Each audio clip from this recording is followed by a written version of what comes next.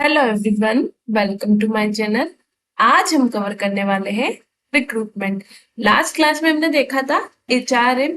उसके बाद में हमने बिल्कुल लास्ट वाली क्लास में देखा था ह्यूमन रिसोर्स प्लानिंग। तो उसके अंदर हमने देखा था कि कैसे प्लानिंग होती है। तो सबसे प्लानिंग की जाती है तो देखा जाता है कैसे क्या किस चीज की नीड है। तो हम सबसे पहले ह्यूमन रिसोर्स मैनेजमेंट की जो प्रोसेस है उसमें सबसे पहले क्या होता है, रिक्रूटमेंट की बात होती है। तो ये ही फर्स्ट स्टेप रहेगा हमारा रिक्रूटमेंट का। फिर से हम स्टार्ट करेंगे। होता क्या है रिक्रूटमेंट? रिक्रूटमेंट क्या होता है, इसमें क्या होता है, काफी सारे एप्लीकेशंस मांगे जाते हैं लोगों से। ठीक है, एडवर्टाइजमेंट दिया जाता है, या हो सकता है वो एडवर्टाइजमेंट रेडियो पे हो, ठीक है, एफएम पे हो, या मैगजीन में दिया हो, या फिर न्यूज़पेपर में हो, या ऑर्गेनाइजेशन के जो बोर्ड होते हैं, नोटिस बोर्ड, उस पे दिया गया हो। तो वो डिपेंड करता है आपका रिक्रूटमेंट कितना बड़ा है। ठीक है, तो वो रिक्रूटमेंट निकाला जाता है। फिर जो उस रिक्रूटमेंट से बोलते हैं ना कि इंटरेस्टेड होते हैं उस रिक्रूटमेंट को देख के किसी जॉब को लेके। तो जब वो लोग उस जॉब को लेके इंटरेस्टेड होते हैं तो वो एप्लीकेशन देते हैं। तो यही जो प्रोसेस होती है इसको रिक्रूटमेंट बोलते हैं, जिसमें काफी सारे कैंडिडेट्स आएंगे और उनमें से जो ऑर्गेनाइजेशन होती है उनमें से बहुत सारे लोग होते हैं, उनमें से कुछ चुनिंदा यानी कि बेस्ट लोगों को चुना जाता है। सो रिक्रूटमेंट क्या होती है, is the process of bringing full of application. यानी कि एक प्रोसेस होती है जिसमें काफी सारे एप्लीकेशंस आते हैं। It's involve making people apply for the vacant position in the organisation. इसमें क्या किया जाता है कि इसमें लोगों को अप्लाई करने के लिए कहा जाता है जो कि वेकेंट पोजीशन होती है। It fosters attracting various suitable candidates to enable the organization to choose the best among them। ये क्या करता है, ये अट्रैक्ट करता है काफी सारे सुटेबल कैंडिडेट्स को। ठीक है, और उनमें से ऑर्गेनाइजेशन चूज करती है बेस्ट वन अमंग देम। ध्यान रखिएगा, रिक्रूटमेंट फर्स्ट स्टेप है। और रिक्रूटमेंट में क्या होता है, ये रिक्रूटमेंट एक पॉजिटिव प्रोसेस है। आगे हम पढ़ेंगे सिलेक्शन। सिलेक्शन में क्या होता है, फिर काफी जो लोग होते हैं उनमें से निकाल दिए जाते हैं और जो सिर्फ सेलेक्टेड कैंडिडेट होते हैं, और इसको बोलता है नेगेटिव प्रोसेस। तो डायरेक्ट क्वेश्चन पूछ लिया जाता है। ठीक है, तो आप ध्यान रखिएगा, रिक्रूटमेंट तो क्या होता है, एक पॉजिटिव प्रोसेस होता है जो कि इन्वॉल्व करता है finding the prospective employ for the current और future position of job opening. जो कि इन्वॉल्व क्या करता है, फाइंड करता है ऐसे प्रोस्पेक्टिव एम्प्लॉयज को जो कि करंट या फ्यूचर पोजीशन जो जॉब की होती है उसके लिए रिक्वायर्ड है। For recruitment process, various sources have to be identified through which personnel can be attracted. This process of searching different sources is known as process of recruitment। तो ये क्या, इसमें कौन सी रिक्रूटमेंट की प्रोसेस क्या होती है जिसमें हम डिफरेंट सोर्सेस के थ्रू जानते हैं। ठीक है, सर्चिंग डिफरेंट सोर्सेस इज, काफी सारे सोर्सेस के थ्रू सर्च करना, लोगों को बताना, तो ये प्रोसेस क्या कहलाती है, रिक्रूटमेंट कहलाती है। So recruitment process precedes the selection process and is related to making all the application available at single place for management to choose the suitable candidate. तो ये क्या होती है, एक सिलेक्शन प्रोसेस होती है जिसमें सिंगल एक ही जगह पे काफी सारे एप्लीकेशन अवेलेबल करवाए जाते हैं और उनमें से जो सूटेबल कैंडिडेट होता है उसे चूज किया जाता है। देखिए बताया गया है, candidate interview skills application opportunity career, ये सबको रिक्रूटमेंट में आ जाता है।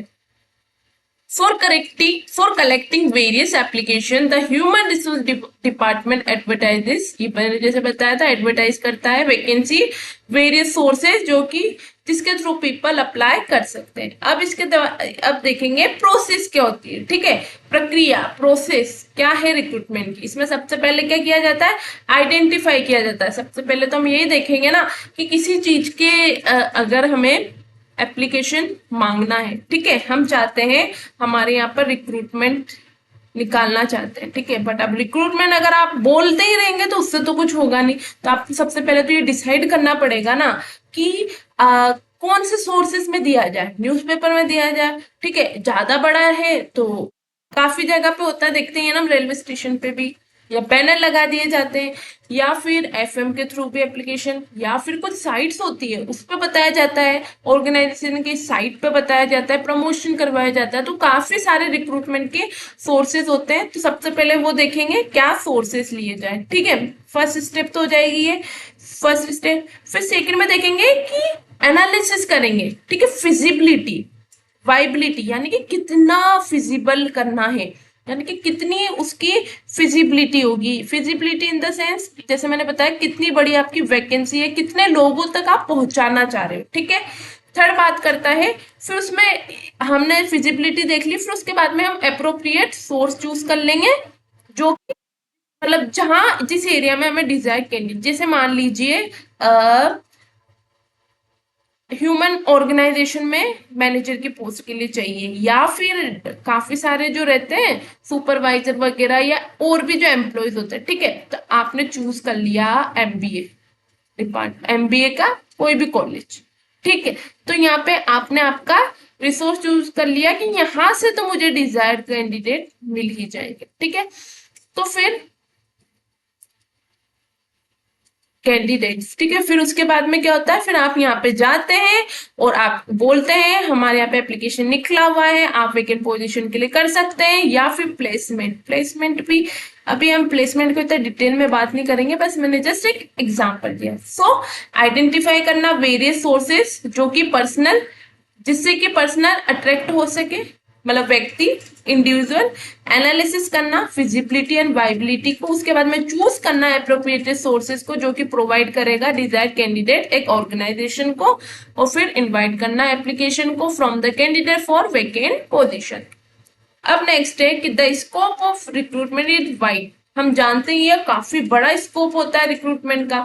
And the prospective and potential employ can be invited from various. अब हम पढ़ने वाले हैं किन किन सोर्सेज के थ्रू हम रिक्रूटमेंट निकाल सकते हैं, ठीक है। जैसे हमने देखा ना क्या सोर्सेज होंगे, बट कंफ्यूजन था किस तरह से करें, ठीक है। तो इंटरनल सोर्सेज होते हैं और कुछ होते हैं एक्सटर्नल सोर्सेज, एक एक करके देखेंगे, ठीक है। सबसे पहले हम यहाँ देख लेंगे सोर्सेस मैनेजर रिक्रूटमेंट के, ठीक है। ये इंटरनल में आ जाएगा, ठीक है, ये सब इंटरनल में आ जाएंगे, और ये सब हो जाएगी हमारी एक्सटर्नल रिक्रूटमेंट। इंटरनल में प्रमोशन आ जाएगा, ठीक है, आपने प्रमोशन दे दिया, एक वैकेंसी खाली हो गई, ठीक है। या फिर जो अपर की थी नीड, तो आपने नीचे वाले को प्रमोशन दे दिया तो वो सीट फुल हो गई, ठीक है। या फिर रिटायरमेंट, रिटायरमेंट के थ्रू भी रिक्रूटमेंट हो सकती है, आपने उसको खाली कर दिया और एप्लीकेशन मांग लिया, ठीक है। तो ये हो गया, फॉर्मर एम्प्लॉयज को ले लिया, ट्रांसफर हो गया इधर से उधर, ठीक है। इंटरनल एडवाइस, एडवर्टाइजमेंट, जैसे मैंने बताया ना नोटिस बोर्ड पर ही बता दिया जाता है, तो वो वाली कंडीशन है यहाँ पे, ठीक है। फिर उसके बाद में एक्सटर्नल में आ जाएगा, प्रेस में दे दिया आपने, कैंपस इंटरव्यू जो मैंने बताया, ठीक है, प्लेसमेंट एजेंसी जो हमने एग्जांपल लिया, employment exchange, walk in interview करवा लिया, ई रिक्रूटमेंट यानी आपने अपनी साइट पे या किसी भी साइट के थ्रू बता दिया, और कंपिटिटर्स। अब एक एक करके डिटेल में पढ़ेंगे क्या होते हैं।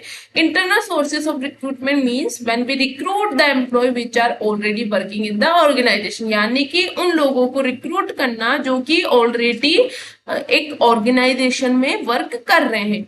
Sometimes the candidate which is required by the organization is easily available in the inside the organization only, so there is no need to hunt employee from outside sources। कई बार क्या होता है कि हमारे ऑर्गेनाइजेशन में ही इतने इतने टैलेंटेड लोग होते हैं कि हमें कहीं बाहर से किसी रिक्रूटमेंट की नीड ही नहीं पड़ती, हम अंदर के अंदर ही काफी अपने कैंडिडेट्स को या फिर जो अपने यहाँ पर काम करते हैं एम्प्लॉयज, उन्हीं को ये लोग रिक्रूट कर लेते हैं, ठीक है। अब इसमें सबसे पहले है ट्रांसफर। ट्रांसफर में बताया गया है कि transfer means when an employ shifted from one job to another, यानी कि जब कोई एम्प्लॉय जो होता है वो शिफ्ट करता है एक जॉब से जॉब की, तो वन यूनिट टू अदर और from one shift to another which carries same set of responsibility, compensation and same डेसिस। होता है ना, ये इसके लिए ज्यादा कैपेबल होता है और ये इसके लिए ज्यादा कैपेबल होता है, तो सोचते हैं कि न्यू रिक्रूटमेंट नए निकाले, इसको इधर शिफ्ट कर देते हैं, इससे कर दिया जाता है। सेम रिस्पॉन्सिबिलिटी, कंपनसेशन और सेम डेसिग्नेशन होता है, तब ये चीज होती है, ठीक है। It is generally done so that the problem of over staffing can be overcome. यानी जो ओवर स्टाफिंग की प्रॉब्लम होती है वो भी सॉल्व हो जाती है। ठीक है, ट्रांसफर क्या होता है, हॉरिजॉन्टल होता है, बिल्कुल horizontal, same department same responsibility, sorry same designation compensation and responsibility होनी चाहिए, यानी कि ये हॉरिजॉन्टल शिफ्ट हो गया एम्प्लॉय का। For example a manager of a company shifted from Mumbai branch to Delhi, ठीक है, उसका डेजिग्नेशन वही है, काम वही है, बट उसको शिफ्ट कर दिया गया है मुंबई से दिल्ली ब्रांच। कई रीजन हो सकते हैं। ठीक है, प्रमोशन, प्रमोशन यानी कि जब आप एक एम्प्लॉय को शिफ्ट कर देते हैं greater set of responsibility, higher compensation and higher position के साथ में, ये वर्टिकल होता है क्योंकि आप लोअर से अपर की ओर जा रहे हैं। एक डिमोशन होता है, वो एक कंडीशन होती है जब आपको, आप अच्छा वर्क नहीं कर रहे होते हो तो आपको लोअर में डाल दिया जाता है, बट हम उसकी यहाँ पे बात नहीं करेंगे। ठीक है, प्रमोशन वर्टिकल शिफ्ट होता है एम्प्लॉय का in terms of job status. The existing employ may be given some sort of training for getting promoted to the higher position और हायर डेजिग्नेशन। इसमें क्या किया जाता है, जो एग्जिस्टिंग एम्प्लॉय होते हैं जो अपर से हायर लेवल की ओर जाता है उसे ट्रेनिंग दी जाती है। ठीक है, तो ट्रेनिंग प्रोग्राम्स करवाए जाते हैं। Promotion act as a motivator factor, बिल्कुल मोटिवेटर फैक्टर के तौर पे काम करेगा एम्प्लॉयज के लिए, और एम्प्लॉयज जो होंगे, जैसे एग्जांपल दिया गया है कि promoting an eligible assistant professor to vacant position of associate. ठीक है, कोई असिस्टेंट अच्छा काम करेगा, सोचेगा एसोसिएट की प्रोफेसर की मुझे जल्दी से जल्दी पोजीशन मिल जाए, फिर एसोसिएट क्या सोचेगा, मैं प्रोफेसर बन जाऊं। ठीक है, सो ऐसे ऐसे कंडीशन है। एक होता है री एम्प्लॉयमेंट ऑफ एक्स एम्प्लॉय, यानी कि जो हमारे पुराने एम्प्लॉयज है उन्हीं को वापस एम्प्लॉयमेंट देना। Re employment of existing employ means employing the people who was working, काम कर रहे थे ऑर्गेनाइजेशन में पास्ट में, बट उन्होंने कुछ सम पर्सनल रीजंस की वजह से ऑर्गेनाइजेशन को छोड़ दिया। ये सबसे चीपर बोल सकते हैं, चीपर है। ठीक है, फॉर द ऑर्गेनाइजेशन, क्योंकि आप एक्स एम्प्लॉयज को कंपनी में ले रहे हैं जिनको ऑलरेडी डेटा के बारे में पता है, ऑर्गेनाइजेशन को अच्छे से जानते हैं, इसलिए आपको ना तो ट्रेनिंग देने की जरूरत पड़ेगी ना कुछ नहीं, सब कुछ उसे पता होता है। अब हम देखेंगे कि इसका एडवांटेज क्या है। ठीक है, हम इंटरनल सोर्सेज के थ्रू तो रिक्रूटमेंट कर रहे हैं, बट इसका एडवांटेज तो देखिए कि क्या एडवांटेज है, क्यों करना चाहिए इंटरनल सोर्सेज के थ्रू। तो सबसे पहले तो इसमें क्या होता है, जो इंटरनल कैंडिडेट्स होते हैं उनके पास में क्या होती है, इनसाइडर नॉलेज होती है पूरी ऑर्गेनाइजेशन के बारे में। ठीक है, और एम्प्लॉय जो एग्जिस्टिंग एम्प्लॉय होते हैं, प्रमोशन वाली चीज होती है इसमें, से वो मोटिवेट होते हैं। ठीक है, promotion will lead to increase efficiency, वो उनकी एफिशिएंसी को भी इंक्रीज करता है। ठीक है, और वो मोटिवेटर फैक्टर के तौर पे काम करके वो ज्यादा हार्ड वर्क करने लगते हैं। इसमें ट्रेनिंग कॉस्ट भी रिड्यूस होती है क्योंकि एग्जिस्टिंग एम्प्लॉय होते हैं। ठीक है, उनको प्रमोट किया जाता है सीनियर डेजिग्नेशन पे, इसलिए ट्रेनिंग की कॉस्ट इतनी ज्यादा नहीं आती है। ठीक है, मिनिमम आएगी क्योंकि बेसिक तो उसे पता ही है ना, इस वजह से। When the internal sources are used, then the capability of employee can be used in the best possible manner. जब इंटरनल सोर्सेज के यूज किया जाता है रिक्रूटमेंट के लिए, तो जो एम्प्लॉय की कैपेबिलिटी होती है वो बेस्ट पॉसिबली हम यूज कर सकते हैं, क्योंकि वही अच्छे से वर्क करेगा, मोटिवेट होगा कि मुझे पोजीशन मिले। को the cost involve in recruitment through, इसमें कोस्ट वेरी लो। ठीक है, अब इसकी क्या कुछ लिमिटेशन यानी इसके डिसएडवांटेज भी है। ठीक है, इसको डिसएडवांटेज भी बोल सकते हैं हम। इसमें क्या होता है, जैसे कि हम जानते हैं इंटरनल सोर्सेज के थ्रू अगर हम करेंगे तो क्या होगा, जो पुराने एम्प्लॉयज है वही जो उनकी टेक्निकल चीजें हैं या फिर उनकी जो क्वालिफिकेशन थी, ठीक है, वो ही चलती रहेगी। जो यंग ब्लड है, जो हम बोलते हैं ना यंग जनरेशन, उन लोगों के पास जो जितनी ज्यादा क्वालिफिकेशन है या फिर जो यंग ब्लड है वो नहीं मिल पाएगा। ठीक है, वही बताया गया है इसमें, young blood can not be found out from the internal sources which act demerit हो जाएगा रिक्रूटमेंट का। ठीक है, better talent can be which can be hire from external sources, जो हम बेटर टैलेंट एक्सटर्नल सोर्सेज के थ्रू हायर कर सकते थे वो अचीव नहीं हो पाएगा क्योंकि हम इंटरनल सोर्सेज के थ्रू रिक्रूटमेंट कर रहे हैं। एम्प्लॉय की मोबिलिटी रिड्यूस होती है क्योंकि जो कि लिटिल हेल्थी होती है ऑर्गेनाइजेशन के लिए। ठीक है, और इसी के साथ में ये पार्शियली प्रमोशन वाली चीज भी आ जाती है एम्प्लॉयज के हायर पोजीशन पे। जैसे कि एग्जांपल है, मैनेजर प्रमोशन दे रहा है अपने फेवरेट लोगों को, ठीक है, चाहे उनमें इतनी एबिलिटी भी नहीं है उस पोजीशन के लिए, ठीक है, बट डिजर्विंग कैंडिडेट को नहीं मिल रहा है, इसलिए पार्शियलिटी भी आ जाती है प्रमोशन में।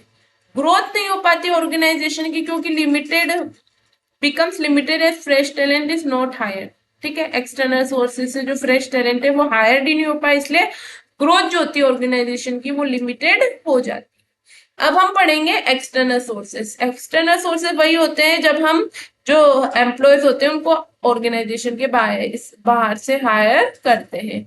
Sometime the suitable candidates are not available inside the organization. कई बार क्या होता है, जो हमें जिस बोलते हैं ना, जिस पोजीशन पे जिस व्यक्ति की नीड होती है उसके हो सकता है इंटरनल रिक्रूटमेंट में वो जो हमें जो कुछ भी चाहिए क्वालिफिकेशन हो या फिर आप बोल सकते हैं उसके अंदर टैलेंट हो, ठीक है, तो वो सब एक इनसाइडर ऑर्गेनाइजेशन में जो एम्प्लॉय है उसके पास नहीं मिल पा रही है, तो फिर क्या किया जाता है, एक्सटर्नल सोर्सेज के थ्रू रिक्रूटमेंट निकाली जाती है। और एक्सटर्नल सोर्सेज में जैसे कि एडवर्टाइजमेंट, प्लेसमेंट एजेंसी, ये सब आ जाएगा। एक एक करके देखेंगे। इसमें सबसे पहले तो आ गया ये डायरेक्ट रिक्रूटमेंट, ठीक है। डायरेक्ट रिक्रूटमेंट, इसमें कुछ नहीं होगा, डायरेक्ट रिक्रूट किया जाएगा। कैसे किया जाएगा, जैसे कि मैंने जो काफी सारी ऑर्गेनाइजेशन होती है वो अप्रोच करती है किनको, अनस्किल्ड वर्कर जो कि चेक करते रहते हैं एम्प्लॉयमेंट। जैसे होता है ना, काफी सारी एम्प्लॉयमेंट,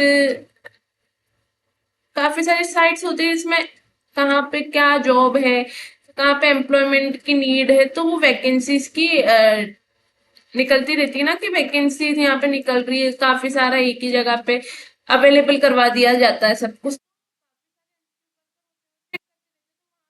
क्या करते हैं, अपनी वैकेंसी अपडेट दे देते हैं। Also some organisation give recruitment at factory gate पे दे देंगे। It's means where there is more work और many worker have taken a leave together, then this work can be called to fill the gap. This unskilled worker can be kept at temporary basis. हो सकता है privately, जैसे बोलते हैं ना temporary, हम बात करें टीचिंग लाइन में कॉन्ट्रैक्ट वाली बात आ जाएगी, ठीक है, तो इसको क्या बोला जाता है, वुडली वर्कर्स, ठीक है। अब नेक्स्ट होता है कैजुअल कॉलर। कैजुअल कॉलर्स क्या होता है, इसमें क्या होता है, रेपुटेड ऑर्गेनाइजेशन होती है जो कि क्वालिफाइड जो लोग होते हैं उनको अप्रोच करती है, किसके थ्रू, सेंड करती है उनको सीवी।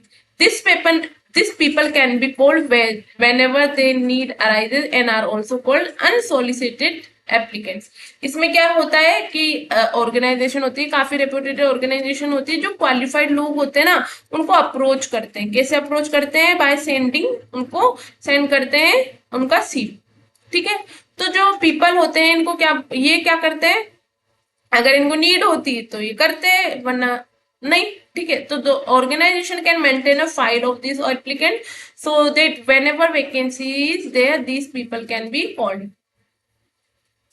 मतलब क्या होता है ना, कई बार होता है कोई ऑर्गेनाइजेशन होती है, किसी को नीड होती है तो क्या बोलता है कि सर हमारे पास नहीं है, तो बोलते हैं सर सीवी रख लीजिए आप, मेरी जो भी मेरी क्वालिफिकेशन है वो सबका आप सीवी रख लीजिए, ठीक है। तो फिर अगर हमें आप लोगों को जब भी नीड हो हम आप लोग कॉल कर लीजिएगा, तो बस वो वाली चीज है। एक होता है एडवर्टाइजमेंट। एडवर्टाइजमेंट भी दे दिया आपने, जैसे कि इसमें बताया गया है कि advertising the vacant position become a fashion. एक तरीके से फैशन हो चुका है, जो इससे क्या होती है, हेल्प होती है एप्लीकेशन लेने में वर्ल्ड वाइड से। The advertisement can contain the minimum qualification necessary to appear for the interview, which will be need is out some unsuitable candidate। इसमें कुछ नहीं होगा, मिनिमम क्वालिफिकेशन मांगी जाएगी, फिर उन सबको बुलाया जाएगा और फिर इंटरव्यू के थ्रू उनकी देखी जाएगी क्वालिफिकेशन, और जो नीड होगा उनको कैंडिडेट्स को निकाल दिया जाएगा। एक होता है एम्प्लॉयमेंट एक्सचेंज। ये क्या है, there are some employment exchange made by government. Government के थ्रू बनाया जाता है, under which government has also made it mandatory to fill some vacancy through this exchange, ठीक है। क्या होता है, कई बार गवर्नमेंट भी बना देती है सम वैकेंसीज, ठीक है, तो उसी की बात की गई है इसमें कि गवर्नमेंट के थ्रू भी कई वैकेंसीज निकाली जाती है, उसकी बात हो रही है।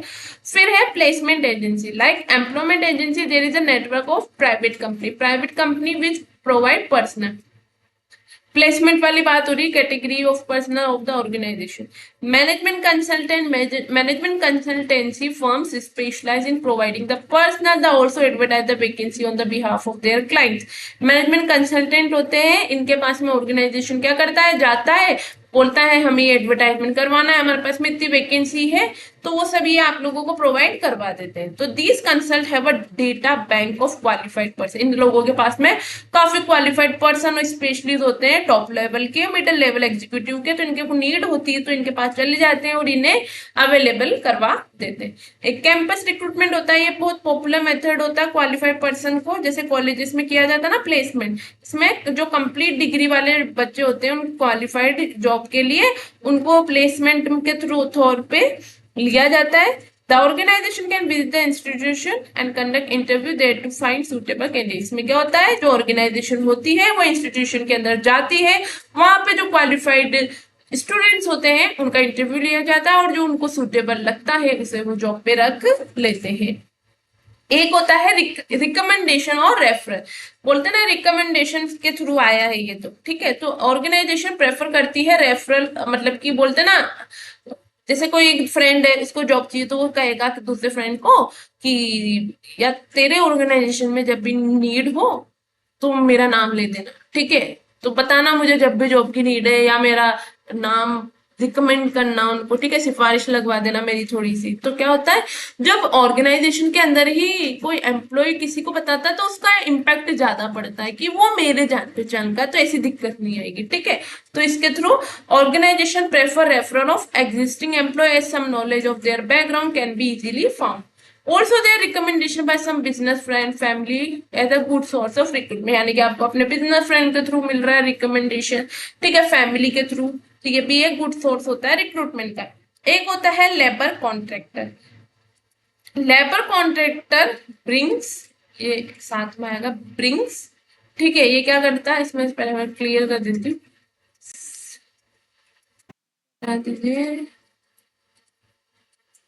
ओके। लेबर कॉन्ट्रैक्टर, एक बार और यहाँ लिख देती हूँ मैं, वरना आप सोचेंगे ये क्या आ गया है न्यू वर्ड।